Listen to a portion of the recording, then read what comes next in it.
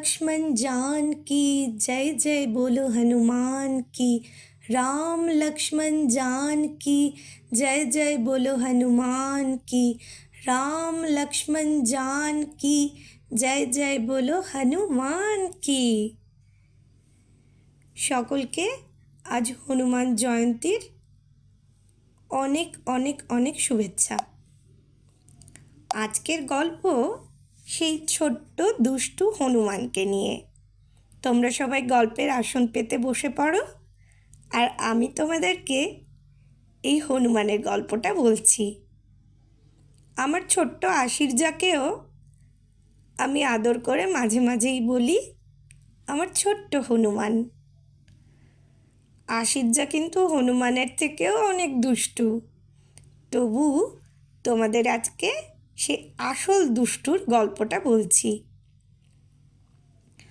হনুমান যখন বড় হলেন তখন তিনি সূর্যদেবকে তার গুরু হিসেবে বেছে নিলেন। সূর্যদেব প্রথমে হনুমানজিকে শিক্ষা দিতে একটুখানি নাই বললেন, প্রথমেই কিন্তু রাজি হলেন না। তখন তিনি বললেন, আমার হাতে একদম সময় নেই, সারা দিন জুড়ে আমাকে আকাশ ভরে চড়ে বেড়াতে হয়, তারপর রাতে আমি খুবই ক্লান্ত বোধ করি, সুতরাং এই এত বিজি শিডিউলে আমার পক্ষে সত্যিই কাউকে শিক্ষা দেওয়া একটু অসম্ভব। তখন হনুমানজি চটপট এই সমস্যার সমাধান করে দিলেন। তিনি বললেন, তাহলে গুরুদেব, আপনি যখন দিনের বেলা আকাশ জুড়ে চলে বেড়াবেন তখন আমি সেই ভোর থেকে সন্ধে পর্যন্ত আপনার মুখোমুখি হয়ে রথের সামনে উড়ে যাব, আর উড়ে গেলে পরে তখন আপনি আমাকে শিক্ষা দিতে থাকবেন। তো এইভাবে শুরু হলো হনুমানের শিক্ষা পর্ব। শিক্ষা পর্ব তো শুরু হলো, শেষে শিক্ষা যখন শেষ হলো তখন দেখা গেল যে হনুমান 4টি বেদ, 6টি দর্শন, 64 রকম কলা, 108টি গুপ্ত রহস্য,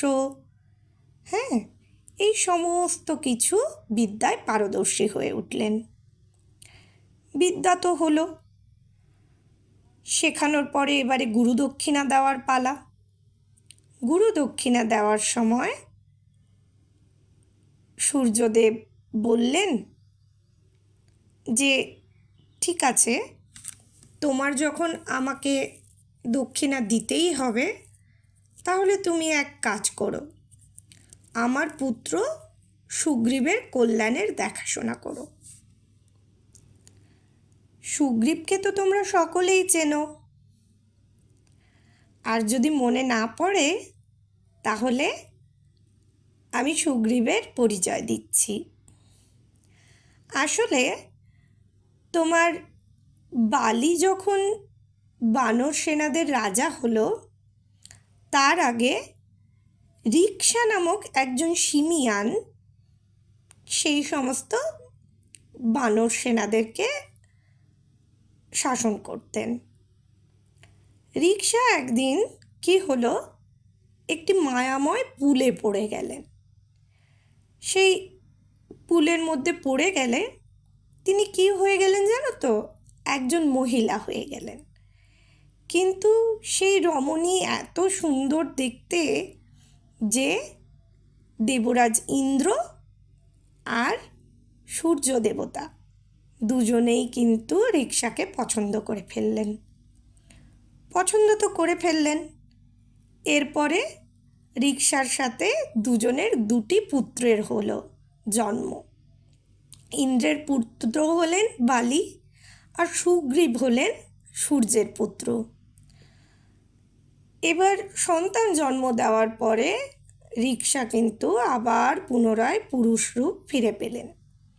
এখন রিক্সা যখন মারা গেলেন তখন জঙ্গলের আইন অনুসারে বানররা সবাই রাজা হওয়ার জন্য যুদ্ধ শুরু করলো, একে অন্যের সঙ্গে লড়াই করলো। বালি কিন্তু সকলের বিরুদ্ধে প্রতিদ্বন্দ্বিতা করে সফলভাবে সিংহাসনে বসলেন। এখন সিংহাসনে তো বসে পড়লেন বালি। সিংহাসনে বসার পরে তখন তিনি খুবই একজন ভালো শাসক হয়ে উঠলেন। একজন সফল অভিভাবকের মতো সমস্ত বানর সেনাদেরকে তিনি রক্ষা করলেন। তিনি এতটাই মহৎ ছিলেন যে ছোট ভাই সুগ্রীবের সাথে তিনি কিন্তু সমস্ত কিছু ভাগ করে নিয়েছিলেন। এবার সূর্যদেবের জন্য হনুমানের সাথে সুগ্রীবের পরিচয় হলো। সুগ্রীবের পরিচয় হলে পরে হনুমান তো কথা দিয়েছেন তার গুরুদেবকে, তার শিক্ষাগুরুকে, যে তিনি সবসময় সুগ্রীবের কল্যাণ চিন্তা করবেন। এখন যখন শ্রী রামচন্দ্রকে বানর সেনার রামচন্দ্র যখন বানর সেনাদের আর কি সাহায্য চাইলেন মাতা সীতাকে উদ্ধার করবার জন্য, তখন এই সুগ্রীবও কিন্তু শ্রীরামচন্দ্রকে তার সমগ্র বানর সেনার সাথে সাহায্য করেছিলেন। এখন এই হলো গিয়ে সুগ্রীবের পরিচয়। এই সুগ্রীবের সাথে থেকে শ্রী হনুমান লঙ্কা জয় করেছিলেন, শ্রী রামচন্দ্র সীতাকে রক্ষা করতে পেরেছিলেন। কিন্তু এই যে সমস্ত অ্যাডভেঞ্চার গল্প যেটা আর কি, সেই গল্প কি করেছিলেন শ্রী হনুমান, তিনি তো নিজে এই সমস্ত কিছু উপলব্ধি করেছিলেন। তার জন্য তিনি নিজে এই উপলব্ধি চেয়েছিলেন যে তার শিক্ষার মাধ্যমে প্রতিফলিত করতে। তখন হিমালয়ের বুকে এই যে সমস্ত শ্রী রামচন্দ্রের সঙ্গে কাটানো সব মুহূর্তগুলো এবং তার জীবনযাত্রা নিয়ে তিনি এক ভীষণ সুন্দর কবিতা লিখেছিলেন। তো সেই পদ্য রচনা করার পরে